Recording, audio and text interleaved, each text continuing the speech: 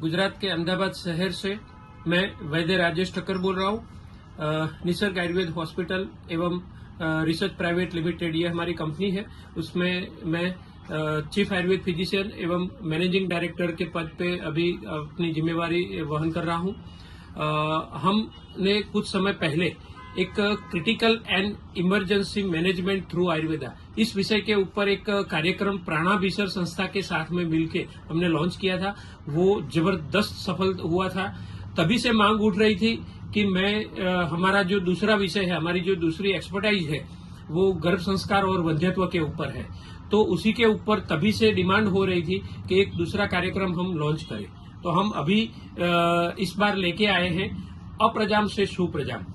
तो प्राणाभिसर और निसर्ग आयुर्वेद हॉस्पिटल ये दोनों मिलके आपके सामने एक नया कार्यक्रम लेके प्रस्तुत हो रहे हैं, अप्रजाम से सुप्रजाम। अप्रजाम यानी कि वंध्यत्व, जिनको बच्चा नहीं है, संतान नहीं है, और सुप्रजा श्रेष्ठ संतति प्राप्ति के लिए जो गर्भ संस्कार का आयुर्वेद में वर्णन है, तो उसके बारे में हम बातचीत करेंगे। तो दो एस्पेक्ट है, दोनों के बारे में हम थोड़ा डिटेल में जाते हैं।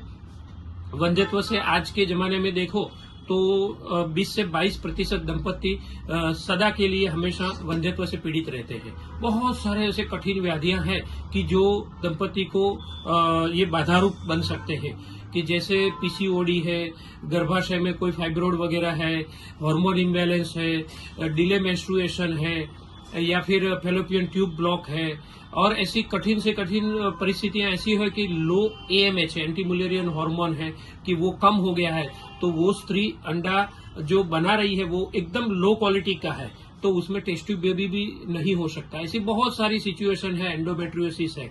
तो ये कठिन व्याधियों में अगर संतान प्राप्ति नहीं होगी तो दंपति संतान से रहित रहता है। तो यहाँ पे आयुर्वेद कार्य कर सकता है। और सामान्य परिस्थिति जहाँ होती है कि वंध्यत्व के सामान्य कारण है, तो वहां पे भी आयुर्वेद बहुत अच्छा परिणाम दे सकता है।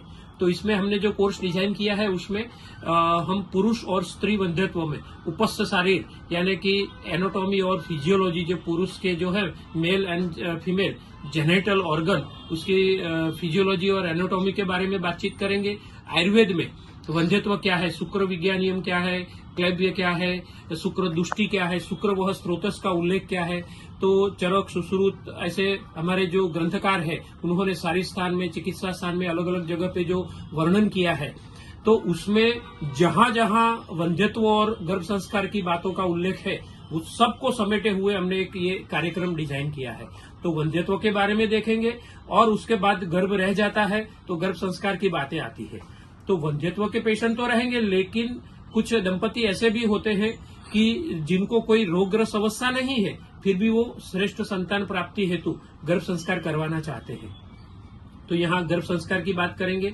तो उसमें सबसे पहले देखने जाए तो 16 संस्कारों में से 3 संस्कार जो होते हैं, गर्भाधान संस्कार, कुसंवन संस्कार और सीमंतनोन, ये 3 है वो माता के ऊपर किए जाते हैं। तो उसी में आयुर्वेद का बहुत प्रभाव है। आजकल समाज में बेबी शावर और दूसरा सब है, ये प्रचलन में आया है, लेकिन गर्भाधान और कुसंवन कहीं समाज में प्रचलित नहीं है। जातकर्म संस्कार जैसे 3 संस्कार जो माता के गर्भ में हो गया और उसके बाद में बच्चे का जन्म हुआ, तो बच्चे के जन्म के समय क्या करना है तो हम सब कुछ भूल चुके हैं।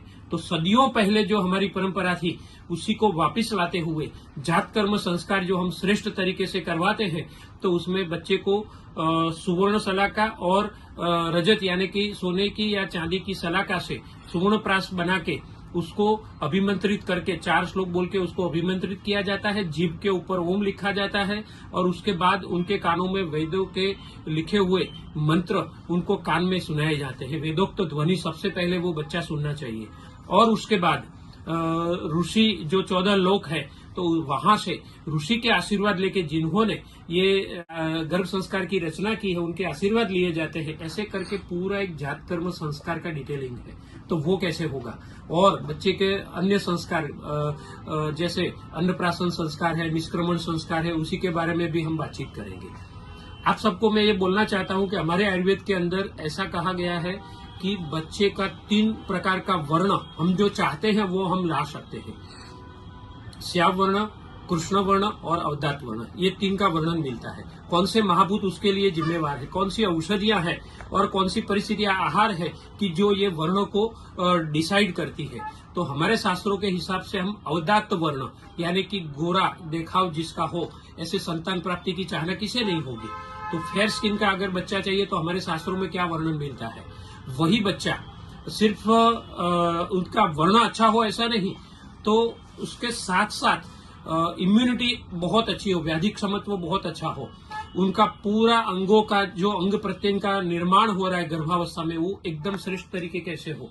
तो उसके बारे में मासानुमासिक परिचर्या, गर्भिणी परिचर्या के स्वरूप में जो जो बातें लिखी गई है, जो प्रयोग किए गए हैं, और आयुर्वेद ग्रंथों के अलावा मैंने बहुत सारे दूसरे भी ग्रंथ पढ़े हैं, उपनिषद है या पुराण है, तो वहां का एक पूरा सब जो ज्ञान है वो मिला के उसका एक आपके सामने प्रस्तुत करने जा रहे हैं। हम सदियों से सुन रहे हैं कि अभिमन्यु का जन्म गर्भावस्था में उनको ज्ञान देके किया गया था, और वहां इसीलिए वो एकदम पराक्रमी और वीर था। भक्त प्रहलाद है जो जिसके पिता हिरण्यकश्यप वो असुरी वृत्ति के थे, लेकिन फिर भी वो प्रहलाद है दैवी गुणों वाला संतान कैसे हुआ।